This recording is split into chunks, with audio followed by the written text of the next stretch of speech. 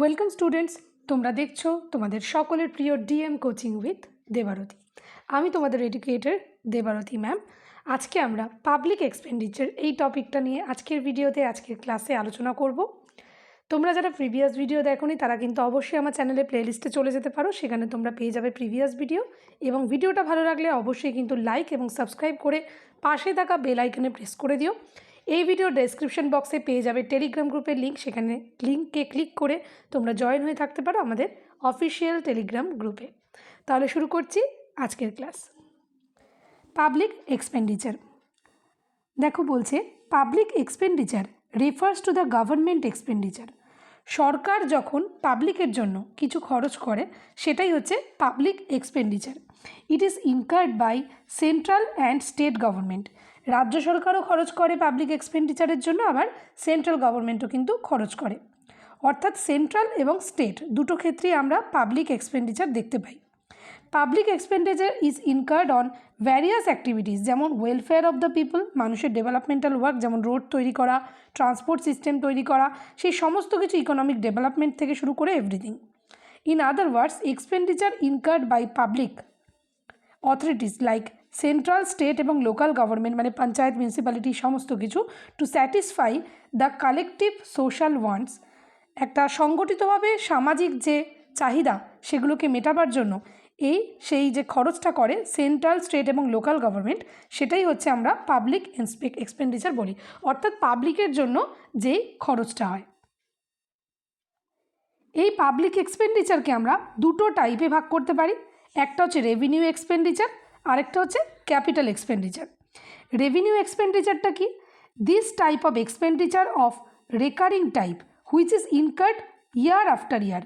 বছরের পর বছর যেই খরচটা কন্টিনিউয়াসলি এক্সপেন্ডিচারটা একেবারে একটা তোমার থরলি এটা চলতে থাকে। এটা এরকম নয় যে একটা নির্দিষ্ট টাইমের জন্য খরচটা হলো তারপরে সেটা আর দরকার পড়লো না, এরকম নয় ব্যাপারটা। যেই খরচ কন্টিনিউয়াসলি বছরের পর বছর চলতেই থাকে এবং যেই খরচটা একটা ম্যান্ডেটারি খরচ যেটা সরকারকে করতেই হয় ফর পাবলিক এক্সপেন্ডিচার, সেই ধরনের এক্সপেন্ডিচারকে আমরা বলবো revenue expenditure. It does not impact the asset liability status of the government. সরকারের যে সম্পত্তি, যেটা হচ্ছে অ্যাসেট লায়াবিলিটিস বলা হয়, যেই লায়াবিলিটিস হচ্ছে তার পাওয়ার ক্যাপাসিটিকে ডিনোট করে সরকারের, সেইখানে কিন্তু এটার কোনো খরচের প্রভাব পড়ে না। দেখো এখানে কি বলছে আরও, such expenditure does not increase the long term efficiency of the farm, nor does it result in the acquisition of something permanent. High revenue expenditure indicates poverty এবং ব্যাকওয়ার্ডনেস অফ ইকোনমি। ব্যাপারটা বুঝিয়ে দিই। এটা কিন্তু একটা লং টার্মে আমাদের যে সুদূর প্রসারী সাংঘাতিক এফেক্ট, এরকম কিছু এফেক্ট ফেলে না, বা সাডেনলি কোনো ইনক্রিজ বৃদ্ধি হয়ে গেল, প্রচুর খরচ হয়ে গেল, এমন হয় না। ধরো এমন একটা সেক্টর, যেই সেক্টরে লাগাতারভাবে সরকারি সাহায্য পৌঁছানো প্রয়োজন এবং কখনোই সেটা প্রচণ্ড বেশি মাত্রায় বা সাডেনলি কম মাত্রায় এরকম নয়, যেখানে একটা সিকোয়েন্স ওয়েতে একটা সুন্দর ছন্দ মেনটেন করে সেখানে প্রতি বছর একটা ইনভেস্টমেন্ট এক্সপেন্ডিচার করা হয় বাই আমাদের গভর্নমেন্ট। কিন্তু এই যে এক্সপেন্ডিচারটা, এই যে খরচ, সেই খরচটা যদি বেশি মাত্রায় হয়, অর্থাৎ সেই অ্যামাউন্ট অফ এক্সপেন্ডিচার যদি অনেক বেশি হয়, দিন বা দিন যদি বেশি মাত্রায় বাড়তে থাকে, তাহলে আমরা বুঝতে পারবো সেই ইকোনমিটা একটা ব্যাকওয়ার্ড অর্থাৎ পোভার্টির আন্ডারে রয়েছে। কেন? জিনিসটা একটা সিম্পল লুসিড একটা পিকচারে বোঝার চেষ্টা করো। যেই সমাজে, যেই ইকোনমিক টেরিটরির মধ্যে যদি গরিবই থাকে, মানুষ যদি খুব দুর্বল হয় আর্থিক দিক থেকে বা সমস্ত দিক থেকে, ইনফ্রাস্ট্রাকচারের দিক থেকে, অ্যাডমিনিস্ট্রেশন, সমস্ত দিক থেকে যদি পিছিয়ে থাকে, তখনই কিন্তু সরকারের প্রয়োজন হয় কি না, সেই সমস্ত মানুষদের কাছে সেই সমস্ত সাহায্যগুলোকে পৌঁছে দেওয়া, অর্থাৎ এড পৌঁছে দেওয়া।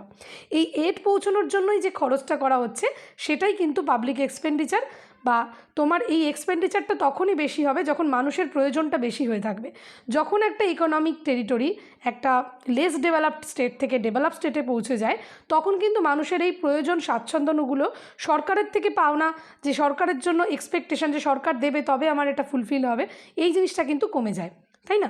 তাহলে ডেভেলপ হয়ে যাচ্ছে মানুষ, যেই ইকোনমিক ডেভেলপ হয়ে যাচ্ছে সেই ইকোনমিতে সরকারি সাহায্যের প্রয়োজন কম হবে, সেখানে পাবলিক এক্সপেন্ডিচারের প্রয়োজন কম পড়বে। অর্থাৎ এখান থেকে আমরা বুঝতে পারছি, এই কনসেপ্ট থেকে যে যেখানে সরকার কিন্তু এই রেভিনিউ এক্সপেন্ডিচার খুব বেশি মাত্রায় দেখা যাচ্ছে অ্যামাউন্ট অফ এক্সপেন্ডিচার, সেক্ষেত্রে আমরা বুঝতে পারছি সেই ইকোনমি ডেফিনেটলি কিন্তু খুব নিডি ইকোনমি। সেই ইকোনমির মধ্যে কিন্তু ব্যাকওয়ার্ডনেস রয়েছে, সেই ইকোনমির মধ্যে পোভার্টি কিন্তু বেশ ভালো মাত্রায় রয়েছে। বোঝাতে পেরেছি আমি। নেক্সট আমি চলে আসছি ক্যাপিটাল এক্সপেন্ডিচারে। ক্যাপিটাল এক্সপেন্ডিচার বলছে result the acquisition of tangible or intangible aspect of payment of liabilities. এর থেকে বোঝা যাচ্ছে the impact asset liability status. আমাদের গভর্নমেন্টের যে অ্যাসেট লায়াবিলিটি, যেটা আমরা রেভিনিউ এক্সপেন্ডিচারের ক্ষেত্রে দেখলাম যে অ্যাসেট যেটা সরকারের থাকে, সেই অ্যাসেটে কিন্তু কোনোভাবে ইম্প্যাক্ট ফেলে না রেভিনিউ এক্সপেন্ডিচার। এটা কিন্তু এক্সাম পয়েন্ট অফ ভিউতে খুব ইম্পর্টেন্ট। প্রশ্ন এরমভাবে আসবে যে কোন ধরনের এক্সপেন্ডিচার উপরে কিন্তু এক্সপেন্ডিচারের মাধ্যমে সরকারের অ্যাসেট লায়াবিলিটির উপরে এফেক্ট আসে। আমাদের কারেক্ট অ্যান্সার হয়ে যাবে ক্যাপিটাল এক্সপেন্ডিচার। ঠিক আছে, ক্যাপিটাল এক্সপেন্ডিচারের উপরে অ্যাসেট লায়াবিলিটির উপরে প্রভাব আসে। এক্ষেত্রে দেখো এটা ফোকাস অন জিডিপি গ্রোথ কেন আসছে আমি বলে দিচ্ছি পরে, আগে এই জায়গাটা পড়ে নিই। এটা আমাদের জিডিপি গ্রোথের উপরে আমাদের ফোকাস করে এই ক্যাপিটাল। দেখো ক্যাপিটাল অ্যাকাউন্ট বলো যা কিছু, সেগুলো হচ্ছে একটা অ্যাসেট লায়াবিলিটিকে ডিনোট করে সবসময়। একটা ক্যাপিটাল, তোমার কি মূলধন আছে, তাই তো। তো এক্ষেত্রে আমরা দেখতে পাবো যে দে আর নন রেকারিং টাইপ। আমরা রেভিনিউ এক্সপেন্ডিচারে দেখেছিলাম এটা রেকারিং টাইপ, তাহলে নন রেকারিং এক্সপেন্ডিচার কোনটা? Capital expenditure. এরপরে সাচ এক্সপেন্ডিচার এর expected to improve the productive capacity of the economy. এখান থেকে বোঝা যাচ্ছে যে ইকোনমির প্রোডাক্টিভ ক্যাপাসিটি কতটা বেশি রয়েছে কি কম রয়েছে, সেটা আমরা ক্যাপিটাল এক্সপেন্ডিচার থেকে বোঝা যায়। হাই ক্যাপিটাল এক্সপেন্ডিচার কি ইন্ডিকেট করে না private investment in the economy. বুঝিয়ে দিচ্ছি, দেখো ক্যাপিটাল এক্সপেন্ডিচার যেখানে হচ্ছে মূলধন, এটা তো বুঝতে পেরেছো। এরপরে ফোকাসড অন জিডিপি ব্যাপারটা কি? ক্যাপিটাল, আমাদের এখানে ক্যাপিটাল জেনারেশন কি করে হয় আমাদের ইন্ডিয়াতে? আমরা জিডিপি কাউন্ট করি কিসের জন্য? এই জন্যই তো। তো জিডিপি মানে আমাদের টোটাল ভারতবর্ষ বা ইকোনমিক টেরিটরি, এখানে টার্মটা ইউজ করা উচিত যে একটা ইকোনমিক টেরিটরিতে এক বছরে একটা ফিনান্সিয়াল ইয়ারে কতটা পরিমাণে উৎপাদন হচ্ছে। এবার উৎপাদন হচ্ছে, সেখান থেকেই সরকারের আর্নিং, এবং এই আর্নিংটাই কিন্তু সরকারের অ্যাসেট। আর এই অ্যাসেট লায়াবিলিটিসই হচ্ছে আমাদের ক্যাপিটাল। অর্থাৎ সেই ক্যাপিটাল, সেই অ্যাসেট থেকে যখন যেই খরচগুলো করা হচ্ছে যেই ডেভেলপমেন্ট ওয়ার্কের জন্য বা পাবলিক ফাইন্যান্সিংয়ের জন্য, সেটাই আমরা বলছি কি ক্যাপিটাল এক্সপেন্ডিচার। এবারে আমরা এই ক্যাপিটাল এক্সপেন্ডিচার হাই, তার মানে প্রাইভেট ইনভেস্টমেন্ট, এটার অর্থ বুঝি। এর অর্থ হচ্ছে ক্যাপিটাল এক্সপেন্ডিচার অর্থাৎ মূলধনের খরচ যেখানে বেশি হচ্ছে, সেখানে আমরা বুঝতে পারছি যে এখানে ল্যাক অফ প্রাইভেট ইনভেস্টমেন্ট। দেখো প্রাইভেট ইনভেস্টমেন্ট যখন বেশি হবে তখন কি হবে, আর প্রাইভেট ইনভেস্টমেন্ট যখন কম হবে তখন কি হবে। একটা ইকোনমিক টেরিটরির ভিতরে যখন প্রাইভেট ইনভেস্টমেন্ট কম হওয়া, সেটার মানেই হচ্ছে সেখানে ডেফিনেটলি কিন্তু ডেভেলপমেন্ট ওয়ার্ক স্লো ডাউন হয়ে যাবে। তার কারণ হচ্ছে যেখানে আমরা একটা ইকোনমিক থিওরি আছে যেটা হচ্ছে আমরা সোশিয়ালিস্ট ইকোনমি বলি, আমরা তোমরা বিভিন্ন ধরনের ইকোনমিক ক্যাটাগরি আছে তো, যেমন মিক্সড ইকোনমি আমাদের এখানে, সেরকমই ইকোনমিতে যদি সরকারি সব কিছু হোল্ড করে রেখে বসে থাকে, তাহলে কিন্তু সেখানে ইন্ডাস্ট্রিয়ালাইজড বা যে কোনো ধরনের গ্রোথের জন্য যে ডেভেলপমেন্টাল প্রজেক্ট, সেগুলো কিন্তু হতে পারে না। সেগুলো ওই রুলস অ্যান্ড রেগুলেশনের মধ্যেই কিন্তু আটকে যায়। এবারে প্রাইভেট যে ইনভেস্টমেন্ট, সেই প্রাইভেট ইনভেস্টমেন্ট যদি বেশি পরিমাণে হচ্ছে, তার মানে সেখানে গভর্নমেন্ট কিন্তু সেই ছুটগুলো দিচ্ছে, যে ছাড়গুলো দিচ্ছে, যাতে একেবারে একই ইকোনমিক টেরিটরির মধ্যে থেকে প্রচুর ধরনের ডেভেলপমেন্ট ওয়ার্ক করার জন্য মানুষ উঠে দাঁড়ায়, স্বনির্ভর হয়। এক কথায় স্বনির্ভর হওয়া। প্রাইভেট ইনভেস্টমেন্ট এখানে কম হচ্ছে, তার মানে সরকারি সাহায্য বেশি আসছে, মানুষের সেই প্রযুক্তি সেই সাহায্য পাওয়ার জন্য সরকারের উপরে ডিপেন্ডেন্ট হয়ে থাকছে। কিন্তু প্রাইভেট ইনভেস্টমেন্ট যখন বেশি হবে, প্রচুর জায়গা থেকে ইনভেস্টমেন্ট আসে, নতুন ফ্যাক্টরি স্টার্ট হবে, মানুষ ওয়ার্কিং হবে, মানুষের টোটাল যে ইকোনমিটা কিন্তু অনেক বেশি এম্পাওয়ার্ড হবে। সেই প্রাইভেট ইনভেস্টমেন্টটা কম, তার মানে কি হচ্ছে সরকারি সাহায্য, সরকারি ইনভলভমেন্ট এখানে প্রচুর বেশি। যেখানে সরকার বেশি আছে সেখানে প্রাইভেট ইনভেস্টমেন্ট কম থাকবে, এটা হচ্ছে সিম্পল থিওরেম।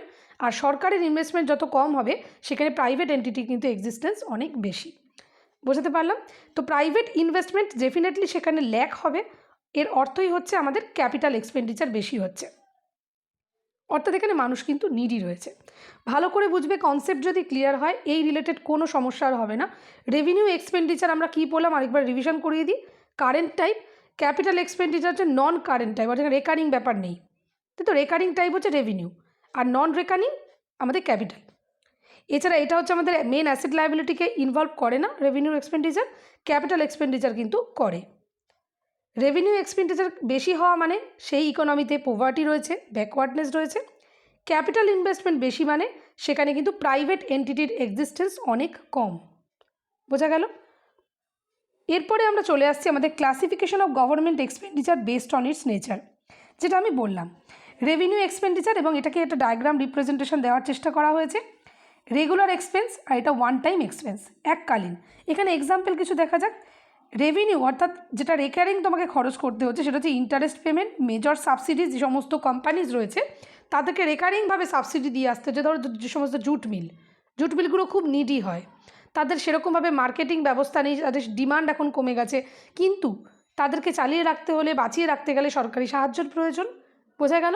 সেক্ষেত্রে কী হচ্ছে, সরকার কন্টিনিউয়াসলি রেকারিং, খেয়াল করবে, রেগুলার এক্সপেন্সেস অর্থাৎ রেকারিংয়ের তোমার একটা ডিপোজিট তাদেরকে সাবসিডির মারফত তাদেরকে প্রোভাইড করা হচ্ছে।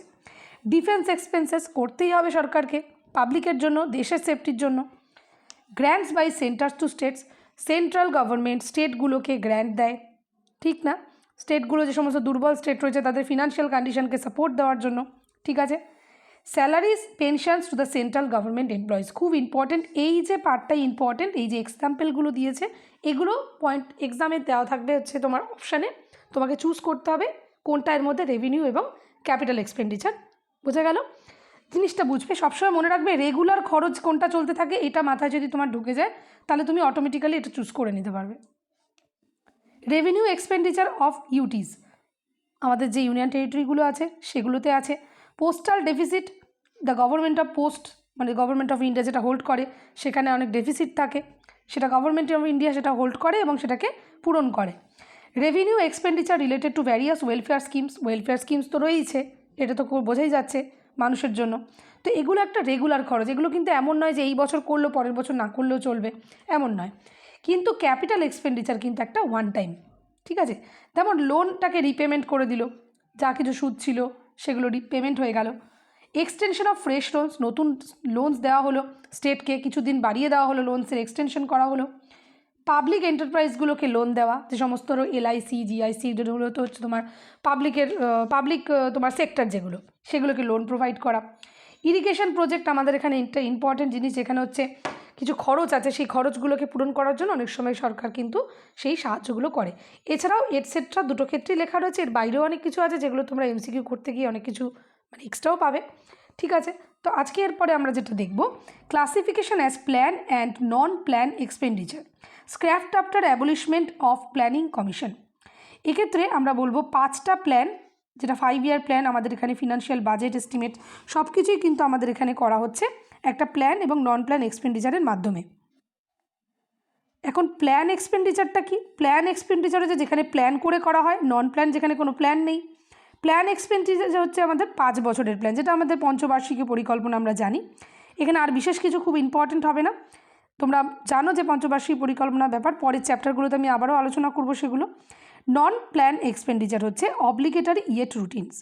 এক্ষেত্রে সেন্ট্রাল গভর্নমেন্ট যে সমস্ত interest payment, subsidies, defence expenditure, যেগুলো আমরা এক্ষুনি দেখে এলাম, স্যালারি, পেনশন, এগুলোতে যে খরচগুলো করে সেগুলো কিন্তু নন প্ল্যান। এখানে কিন্তু এমন কোনো বছরের বা টাইম পিরিয়ড ফিক্স করা হয়নি যে 5 থেকে 7 বছর অবধি তোমার ডিফেন্স এক্সপেন্ডিচার করা হবে, তারপরে ডিফেন্স এক্সপেন্ডিচার বন্ধ হয়ে যাবে, এমন কিছু ব্যাপার নেই। তো অর্থাৎ হচ্ছে নন প্ল্যান এক্সপেন্ডিচার। বোঝা গেল? কতভাবে ক্যাটাগরি করছে, একই জিনিসকে দুটো মানে অনেক রকম অ্যাঙ্গেল থেকে কিন্তু প্রশ্নগুলো তৈরি হবে। However this classification has been scrapped and now the budget is classified only in terms of revenue expenditure এবং ক্যাপিটাল এক্সপেন্ডিচার। বর্তমানে এই বাজেট বা এই ধরনের ক্লাসিফিকেশনকে আমরা নর্মালি দুটো ভাগেই বলে থাকি, যেটা আমরা আলোচনা করলাম, রেভিনিউ এবং ক্যাপিটাল এক্সপেন্ডিচার। এরপরে দেখছি যে types of budget. Types of budget হচ্ছে 3 রকমের বাজেট রয়েছে। প্রথম দেখো বলছে ব্যালেন্স বাজেট, দ্বিতীয় হচ্ছে ডেফিসিট বাজেট এবং তৃতীয়টা হচ্ছে সারপ্লাস বাজেট। ব্যালেন্স বাজেট হচ্ছে when budget receives equals to budget expenditure, যা মানে ব্যালেন্স কথা মানে দুদিক সমান। সিম্পল, তুমি যতটা আর্ন করছো ততটাই খরচ করছো, অর্থাৎ যতটা আর্ন তোমার হচ্ছে সেটাই তুমি খরচের জন্য অর্থাৎ পাবলিক এক্সপেন্ডিচারের জন্য ব্যবহার করে ফেলছো। বাজেট কিসের জন্য হয়? পাবলিক এক্সপেন্ডিচারের জন্য, তাই তো? মানুষের ওয়েলফেয়ারের জন্য বাজেট হয়, সরকার সেই জন্যই চালায়। কোন খাতে কত টাকা ব্যয় হবে সেগুলো ফিক্স করে দেওয়া হয়, তাই তো? তো সেই জিনিসটাকে মাথায় রেখে আমাদের বুঝতে হবে যে ব্যালেন্স বাজেট কী এবং ডেফিসিট বাজেট হচ্ছে যখন আমাদের পাওনা যে রিসিপ্টস যা আর্নিং সেটা যদি আমাদের যে খরচ পরিকল্পনা করেছি যে কোন কোন খাতে খরচ করতে হবে সেটার থেকে কম হয়ে যায়। একটা এক্সাম্পল দিই, 100 টাকা আর্নিং ইকুয়ালস টু 100 টাকাই যখন সেম আমি খরচ করে ফেলছি, that is called balance budget. যখন আমার 80 টাকা রোজগার কিন্তু আমি খরচ করছি 100 টাকা, এই রেশিও হয়ে যাচ্ছে, that is called deficit budget. Surplus budget হচ্ছে যখন আমি 100 টাকা রোজগার করছি কিন্তু খরচ করছি 80 টাকা, এটা হয়ে যাবে তোমার সারপ্লাস বাজেট। অর্থাৎ তোমার আর্নিং বেশি, সেখান থেকে তুমি নিজের জন্য কিছু রাখতে পারবে। আউট অফ দ্য অ্যাবভ 3, এই তিনটের মধ্যে normally deficit budget occurs in developing country like India. আমাদের এখানে কিন্তু এই ডেফিসিট বাজেটটাই সবসময় থাকে, যেখানে আমাদের আর্নিং যা হয় তার থেকে অনেক বেশি আমাদের কিন্তু খরচ করতে হয়। একটা সিম্পল জিনিস বোঝো, যে আর্নিং বেশ যা রয়েছে তার থেকে বেশি খরচ করতে হচ্ছে, মানে সেই ইকোনমিক কান্ট্রি কিন্তু খুব বেশি নিডি। বোঝা গেল তো? সেই ইকোনমিক টেরিটরি কিন্তু খুব বেশি নিডি। এই নিডি থেকে যদি আমরা ডেভেলপড, অর্থাৎ এখানে এই জন্য বলেছি কিন্তু ডেভেলপিং কান্ট্রি, আমরা এই জন্যই কিন্তু ডেভেলপিং কান্ট্রি আমাদের বলা হয়, কারণ আমরা যদি ডেভেলপড কান্ট্রি হয়ে যায়, যদি আমাদের ইউএসএ বা ব্রিটেনের মতো জায়গায় তোমরা দেখো, সেখানে কিন্তু সবসময় সারপ্লাস বাজেটই থাকে। অর্থাৎ তাদের যে আর্নিং ইকুয়ালস টু তোমার যে এক্সপেন্ডিচার সেটা অলওয়েজ কম হয়, সেখানে খরচ করার প্রয়োজনটা কম পড়ে, সেখানে তোমার প্রাইভেট যে সমস্ত ওনারশিপ সেগুলো অনেক বেশি, তাই তো? সেখানে গভর্নমেন্ট ইনভলভমেন্টটা অনেক বেশি কম, অর্থাৎ সমস্ত বিদেশি শক্তি সেখানে ইনভেস্টমেন্ট করে, সেখানে মানুষের চাকরি হয়, অনেক ধরনের ইনফ্রাস্ট্রাকচার ডেভেলপমেন্ট হয়, সেইগুলোর কারণে কিন্তু সরকারের অত প্রয়োজন পড়ে না যে ডেভেলপমেন্ট ওয়ার্ক করার জন্য। তো সেই টাকাটা তার থেকেই তো যাচ্ছে। খুব সিম্পল, একটা সাধারণ মানুষ যেভাবে একটা ফ্যামিলি চালাতে পারে, সেভাবে যদি তুমি ব্রডভাবে ভাবো, সরকার যেভাবে টোটাল ফ্যামিলিটা চালাচ্ছে, টোটাল দেশটা চালাচ্ছে, সেক্ষেত্রেও তার সেভিংস প্রয়োজন হবে। তো মোস্ট অফ দি টাইম হচ্ছে আমাদের ইন্ডিয়ার জন্য, আমরা একটা ডেভেলপিং কান্ট্রি, সেক্ষেত্রে কিন্তু ডেফিসিট বাজেটটাই কিন্তু আমাদের এখানে এখনও পর্যন্ত দেখা যাচ্ছে। সেই কারণে অলওয়েজ ইন্ডিয়ার চেষ্টা হয় যাতে আমাদের রেভিনিউ জেনারেটটা অনেক ভালো করে হয়, আমাদের জিডিপি গ্রোথ বেশি হয়। তাহলে কী হবে, তাহলে আমরা সারপ্লাস বাজেট যেটা আমাদের গোল, সেটাতে আমরা পৌঁছতে পারবো। তো আজকে এই অবধি আমি বললাম, নেক্সট ক্লাসে আমরা পরের টপিক আলোচনা করব ডিটেলে। দেখা হচ্ছে তোমাদের সকলের সঙ্গে নেক্সট ক্লাসে। আশা করি আজকের ভিডিওটা তোমাদের খুব হেল্পফুল হলো। তোমরা অবশ্যই কিন্তু চ্যানেলটা সাবস্ক্রাইব করে পাশে থাকা বেল আইকনে প্রেস করে দিও, এবং তোমাদের সকলের সঙ্গে দেখা হচ্ছে পরের ক্লাসে। Thank you so much to all of you.